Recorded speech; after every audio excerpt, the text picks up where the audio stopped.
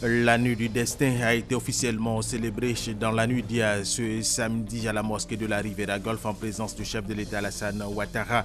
L'événement organisé par le COSIM, le Conseil supérieur des imams, était placé sous le thème « Les valeurs islamiques, facteurs de convivialité et de cohésion de la société ».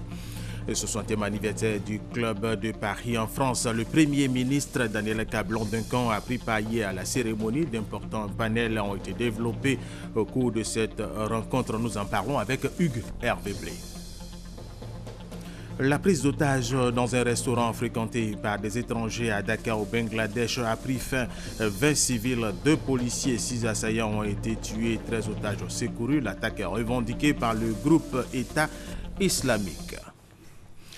Mesdames et messieurs, bienvenue et merci de suivre les informations sur RTI 1. Nous vous le disions à l'instant, la nuit du destin a été officiellement célébrée dans la nuit d'hier à ce samedi à la mosquée de la Riviera Golf en présence du chef de l'État Alassane Ouattara. L'événement organisé par le COSIM, le Conseil supérieur des imams, était placé sous le thème « Les valeurs islamiques, facteurs de convivialité et de cohésion de la société ». Traoré Mahama, Jérôme Kofi, Abolin.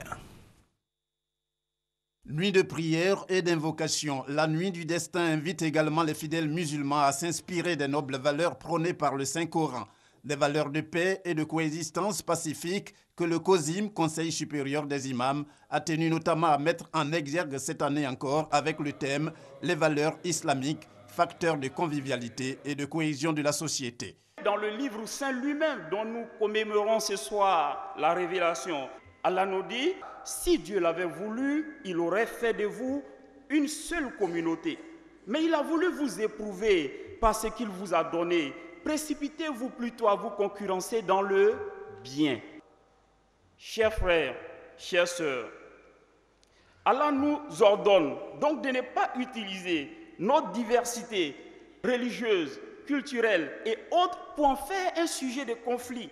Le cheikh Boakari Fofana a profité de cette célébration officielle de la nuit du destin qui a vu la présence du président de la République Alassane Ouattara pour lancer à la jeunesse un appel à la non-violence. Les valeurs prônées par l'islam sont des valeurs universelles. Vous pouvez vous les approprier. Cela vous aidera à améliorer votre moralité, votre sens de responsabilité, votre intégration à la société qui a besoin de vous. Ainsi, vous vous éloignerez des spectres de la violence. Vous échapperez ainsi aux manipulateurs éventuels. Au nom du chef de l'État, le ministre d'État Ahmed Bakayoko a encouragé le COSIM à poursuivre son rôle d'éclaireur des consciences face à la menace terroriste. Le président vous demande de continuer ce travail, qui est un travail aujourd'hui de vigilance. Parce que des gens veulent s'aimer le chaos, le conflit entre les communautés, la stigmatisation entre les communautés. Donc nous devons être un bloc. Nous devons chacun être vigilant. Nous devons chacun être la sentinelle pour la protection de la communauté. Comme une façon d'exhorter les guides religieux musulmans à intensifier prières et bénédictions en faveur de la Côte d'Ivoire, le président Alassane Ouattara a fait don d'une enveloppe de 5 millions de francs CFA. Après Abidjan, rendons-nous à Bouaké pour voir comment cette nuit, la nuit du destin, a été célébrée dans la capitale de la région de Béké. La mosquée de Bouaké, ici au quartier d'Ougouba, la nuit d'Al-Qadr 2016 a été marquée par un appui à la communauté musulmane du ministre d'État, ministre de l'Intérieur et de la Sécurité, Ahmed Bakayoko, qui a offert des dons composés de Coran, de paniers de fruits et une somme d'argent. C'est l'honorable Abema Fofana, député de Bouaké commune, qui a remis ces dons en présence des autorités administratives et politiques. Ravis de cet acte de solidarité, les guides religieux ont prié pour la consolidation de la paix et de la cohésion sociale en Côte d'Ivoire. La nuit du destin 2016 a été aussi célébrée par l'aumônerie militaire régionale de Bouaké. Ici, l'imam Fani Draman a abordé le thème « Pourquoi la nuit du destin dans un pays laïque et quel comportement le musulman doit-il avoir ?» L'homme de Dieu a donc exhorté les militaires musulmans de la 3e région militaire à avoir la crainte d'Allah. à Sokoura. Cheikh Ousmane Dambélé a édifié les fidèles musulmans sur l'intérêt d'une bonne cohésion sociale pour l'avancement de l'œuvre d'Allah. Aussi a-t-il dénoncé le terrorisme qui est contraire aux recommandations de l'islam, qui est une religion de paix. À la mosquée Touya du quartier Air France 2, la nuit du destin a été expliquée aux fidèles musulmans. Cette nuit intervient entre le 26 et le 27e jour du mois de Ramadan. L'imam Diabaté a rappelé que cette nuit vaut 1000 mois d'adoration. Celui qui procède à un sincère recueillement, repenti et qui fait des invocations bénéficiera du pardon de ses péchés par Allah au cours de cette nuit d'Al-Qadr. Laylatul Qadr, nuit au cours de laquelle le Coran a été révélé au prophète Mahomet. À Bouaké, la communauté musulmane du quartier Commerce a célébré la nuit du destin autour du thème Yaoumoul Kiyama, le jour de la rétribution. Oustaz Vadama Kourouma, imam principal de la mosquée du Commerce, a exhorté ses coreligionnaires à être de bons musulmans ici-bas pour obtenir le salut le jour du jugement dernier. Prières, invocations et lecture coranique pour la célébration de la nuit du destin à la mosquée du bas-fond du quartier Dar es Salaam 3. L'imam Mamadou Diarra a mis l'accent sur l'importance de la cohésion sociale et la paix pour le développement du pays. Il a appelé les fidèles musulmans à plus de solidarité et de responsabilité en vue de faire barrage au terrorisme. Nuit de prière et de dévotion à Allah, Laylatul Qadr ou la nuit de la puissance a été célébrée à la mosquée Salam du quartier Habitat de la Caisse. Occasion pour l'imam Yaya Kone d'instruire l'assistance sur l'importance du mois de Ramadan. L'orateur a invité les fidèles à s'approprier ce mois béni et surtout la nuit du destin à travers le repenti et le recueillement en vue de bénéficier des mérites de ce mois. Revenons à Abidjan pour voir comment la nuit du destin a été célébrée dans les autres communes en dehors de la commune de Cocody.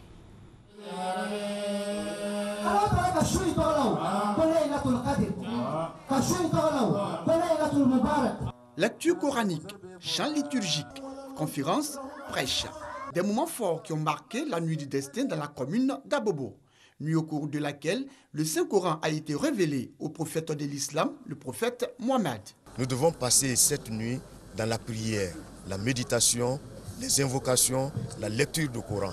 Et cette nuit, c'est une nuit de générosité. Au sortir du mois de Ramadan, il faut un changement dans le comportement des musulmans. C'est pour cela qu'on donne des conseils. On veut que la jeunesse du partage. Les islamistes, il faut qu'on montre l'islam réel à la jeunesse.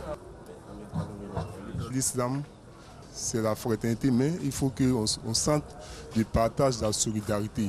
Mais il faut que dans ce mois-là, nous puissions permettre aux uns et aux autres de faire des prières. Les valeurs islamiques, facteurs de convivialité et de cohésion sociale, thème retenu cette année par le Conseil supérieur des imams COSIM. Je souhaiterais que les prières des imams et les bénédictions puissent apporter la paix, la concorde et la fraternité au sein de la Côte d'Ivoire. La nuit du destin, au-delà des prêches, s'avère un moment privilégié pour la prière.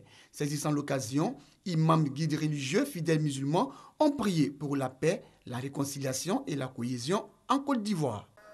C'est pendant cette nuit que le Coran a été révélé à Mohammed, prophète de l'islam. La nuit du destin ou Laylatul Qadr est entièrement consacrée à l'adoration et à la prière.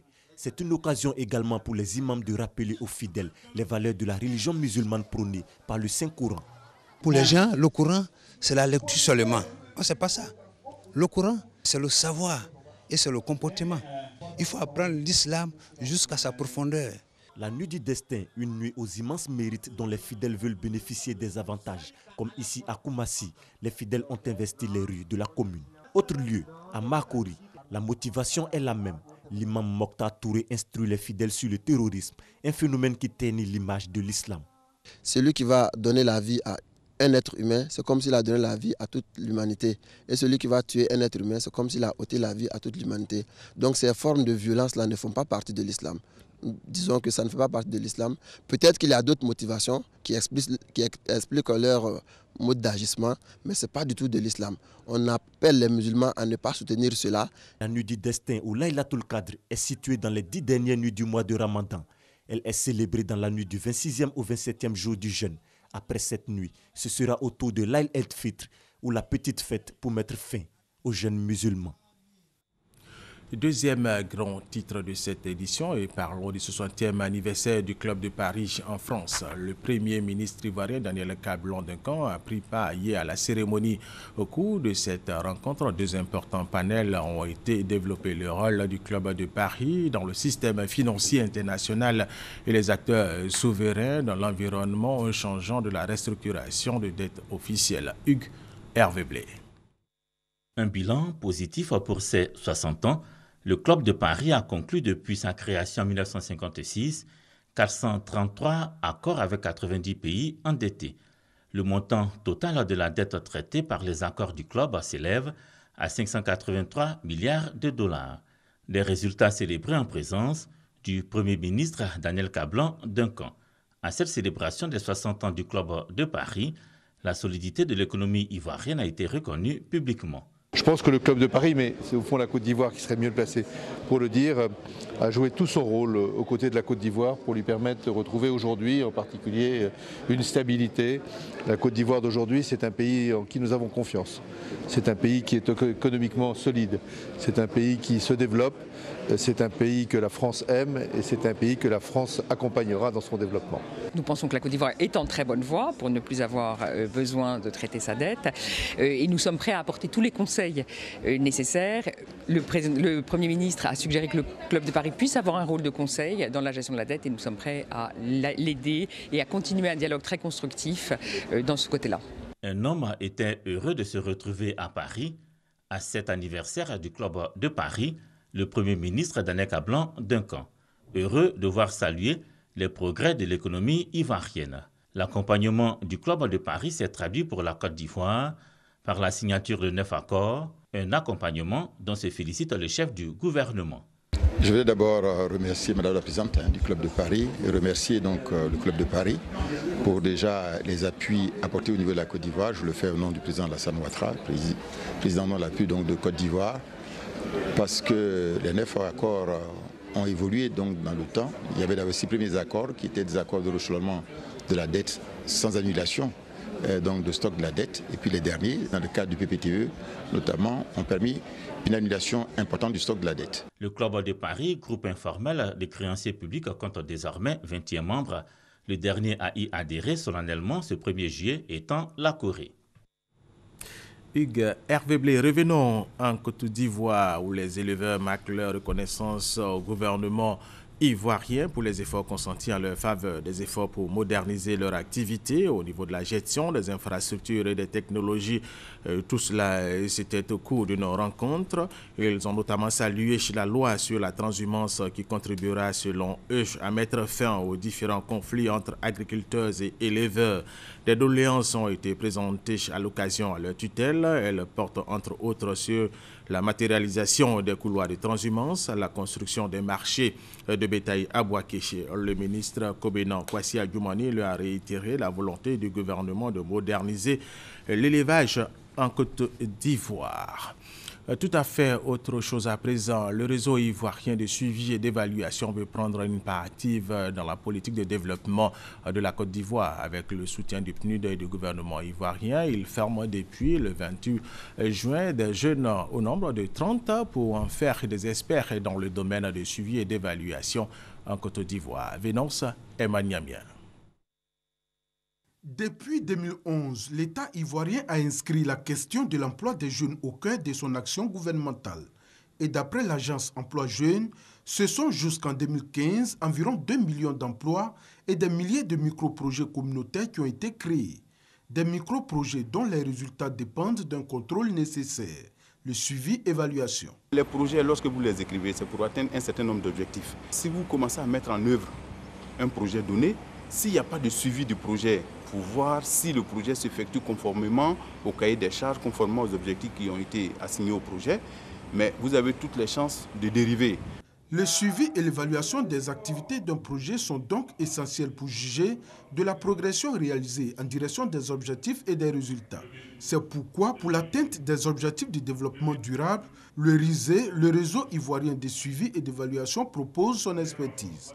En réunissant ici ces 30 jeunes gens, issus des organisations de jeunesse, ils comptent en faire des experts évaluateurs capables de porter assistance aux communautés bénéficiaires de projets. Une initiative qui cadre bien avec la vision du gouvernement et des institutions internationales. Donner la possibilité aux jeunes de pouvoir évaluer leur père, c'est vraiment une démarche qui est très inclusive et qui est très pertinente. Ce sont eux qui sont bénéficiaires, qui vont surtout évaluer. La formation de ces jeunes qui a débuté le mardi 28 juin prendra fin le 1er juillet. Cap maintenant sur la localité de Flaquier et Dougou dans le département de Bondoukou. Elle vient de se doter d'un établissement flambant neuf de 7 salles de classe. Thérèse Tapeyoboué. Ouf de soulagement pour les populations de Flaquier-Dougou dans le département de Bondoukou. Le village vient de se doter d'un établissement flambant neuf comprenant 7 salles de classe, dont une maternelle. En plus, l'école est équipée de tables-bancs, 3 blocs de latrines, un système d'alimentation en eau. Avant, c'était ce bâtiment de fortune qui servait de salle de classe. On enseignait dans des conditions vraiment difficiles. Aujourd'hui, avec ce joyau, je pense qu'on va mieux enseigner. L'école primaire publique de Flaquier-Dougou a été construite par l'ONG Soleil Levant Éducation dans le cadre du projet du contrat de désendettement et de développement éducation-formation. Il prend en compte la construction de 11 écoles primaires dans les régions du Gontougo et du Bunkani et financé par l'État de Côte d'Ivoire avec l'appui de la France à hauteur de 635 millions de francs. Nous voulons dire merci, un grand merci à l'État de Côte d'Ivoire et spécialement à Madame le ministre qui a vraiment fait confiance aux ONG en leur confiant la construction des écoles. Les populations de Flaquier-Dougou ont dit leur joie pour la mise à leur disposition de ce joyau qui permettra aux enfants et enseignants de travailler dans de bonnes conditions. Depuis plus d'une décennie, vraiment les enfants ont beaucoup souffert, beaucoup de calvaires parce que les écoles étaient dans des hangars et puis sous la poussière, les enfants étaient vraiment très très sales. Les responsables politiques et administratifs de Flaquier-Dougou ont salué cette action du gouvernement et de ses partenaires qui vise à donner la chance à tous les enfants d'avoir accès à l'école et d'améliorer la qualité de l'enseignement. Au cours de cette cérémonie, les meilleurs élèves du village ont été récompensés. Bledia, village situé dans le département de San Pedro, va bientôt avoir sa première infrastructure scolaire. Cela grâce à l'entreprise coopérative agricole de Saint-Paul, une coopérative qui vient de présenter son bilan pour la campagne 2015-2016. Vénance Emmanuamien. Avec plus de 6778 tonnes de cacao vendues, l'entreprise coopérative agricole de Saint-Paul enregistre près de 600 millions de francs CFA de revenus au titre de la campagne 2015-2016. Ce résultat commercial, l'entreprise coopérative agricole de Saint-Paul le doit à la qualité du cacao sorti de son centre de traitement, mais également à ses planteurs membres répartis dans 12 villages du département de San Pedro. Comme pour leur redistribuer les revenus engrangés lors de cette campagne, l'entreprise coopérative agricole de Saint-Paul s'est engagée dans la réalisation de plusieurs actions de développement. Ainsi, elle a fait don de matériel agricole et de kits scolaires à ses producteurs membres pour une valeur d'environ 28 millions de francs CFA. La coopérative a également lancé les travaux de construction de la première école primaire du village de Bledia, une école de 6 classes qui ouvrira ses portes à la rentrée scolaire prochaine.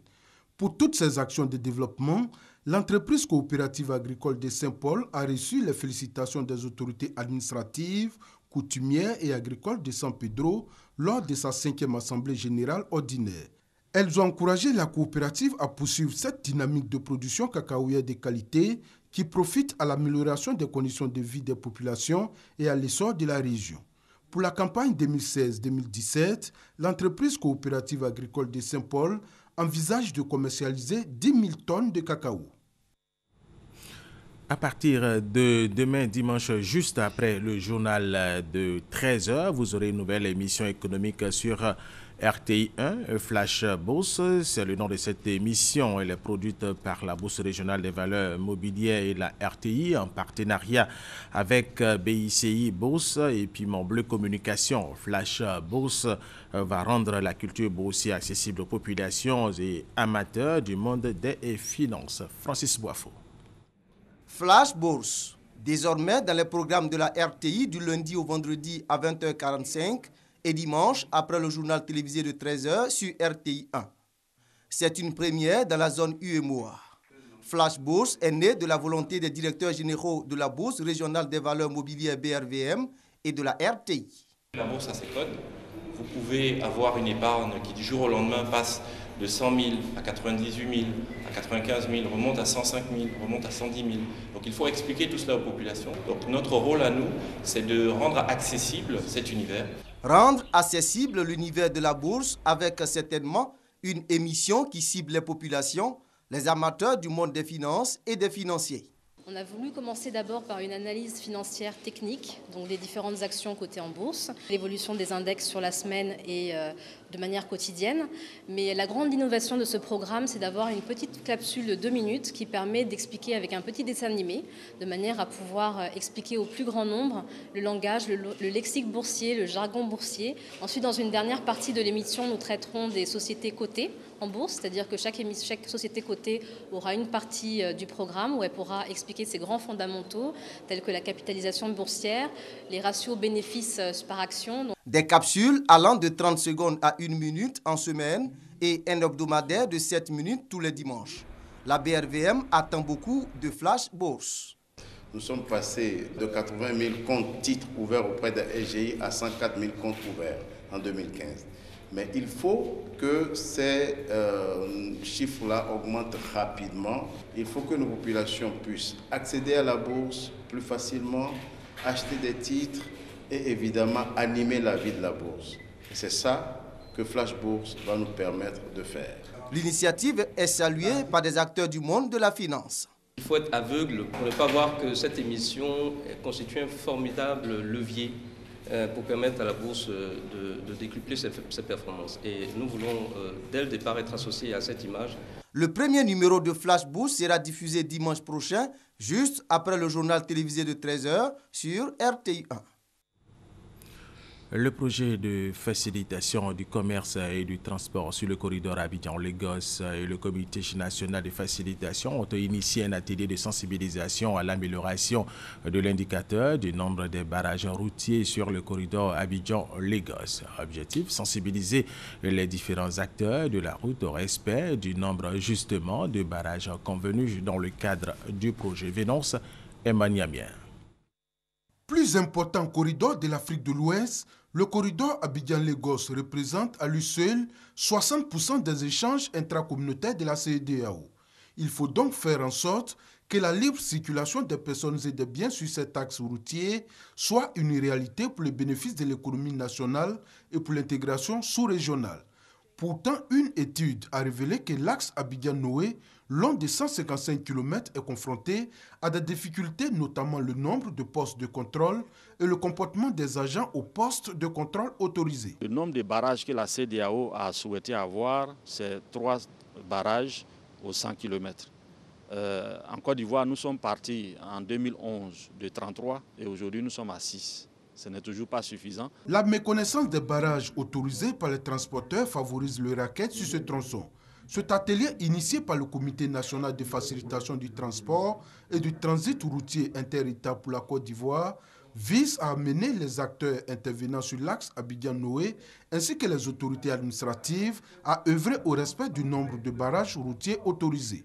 Les acteurs du secteur du transport ne font pas la différence entre un poste d'observation, un poste de sécurité et un poste de contrôle. Et à chaque fois qu'ils voient des corps habillés, ils s'arrêtent. Les acteurs du transport se réjouissent de cet atelier qui leur permet désormais de savoir la conduite à tenir. Nous nous sommes rendus compte que les chiffres sont assez signifiants. Cela a un effet néfaste, non seulement sur la vie des entreprises de transport, mais aussi et surtout sur l'économie ivoirienne. Je crois qu'il y a un satisfecit qu'il ne faut pas ignorer. Mais beaucoup reste à faire. L'étude réalisée révèle que les rackets sur les routes représentent une somme globale annuelle estimée entre 95 et 150 milliards de francs CFA, dont 17 à 25 milliards de francs CFA dans la seule agglomération d'Abidjan. Cette étude révèle aussi un temps de contrôle de 11 à 42 minutes sur 100 km pour les véhicules de transport de marchandises. Un mot de santé dans cette édition, et c'est du centre de santé urbain de Diabo que nous allons parler. Il était sans eau potable depuis 4 mois. La pompe hydraulique, seule source d'approvisionnement en eau, était en panne. Pour permettre aux patients de cette structure sanitaire de se soigner sans difficulté, un fils de la localité vient de réhabiliter l'ouvrage. Soro Corona, Abdul Kader Segodogo, RTI Boaké. Centre de santé urbain de Diabo.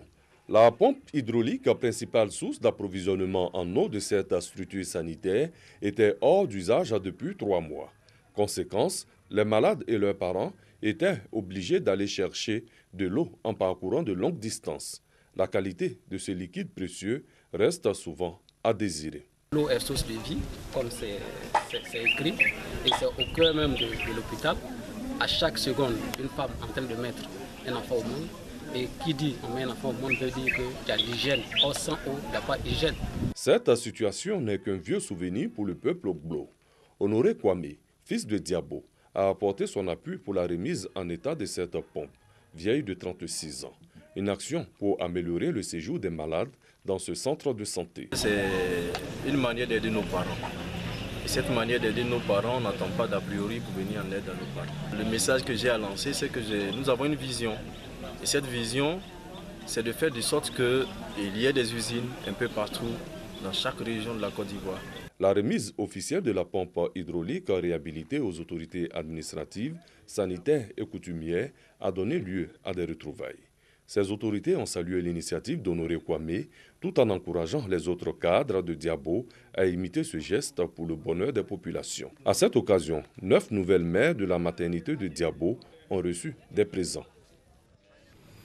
La beauté de la nature peut contribuer à la santé et la Côte d'Ivoire regorge de nombreux sites touristiques. Malheureusement, bon nombre d'entre eux restent méconnus. C'est le cas de la chaîne montagneuse Le Niangbo dans la sous-préfecture d'Arikoka dans le département de Niakara, un endroit où le charme et la générosité de la nature sont à découvrir et à redécouvrir. Abdul Kader Segodogo, RTI Boaké, regardez. Sous-préfecture de Arikoka dans le département de Niakara. Village d'accès difficile. Cependant, une fois dans la localité, un tronçon bitumé attire tout de suite à l'attention. À la fin de ce tronçon, vous découvrez le centre émetteur de la RTI de Niangbo et vous vous retrouvez transporté dans un univers à vous couper le souffle. Formidable.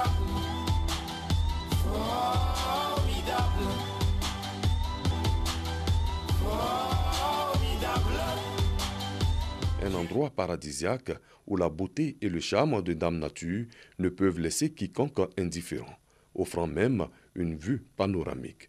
Vous êtes au cœur de la chaîne montagneuse Le Niangbo, un ensemble de 7 montagnes de 350 à 700 mètres. Un paradis méconnu.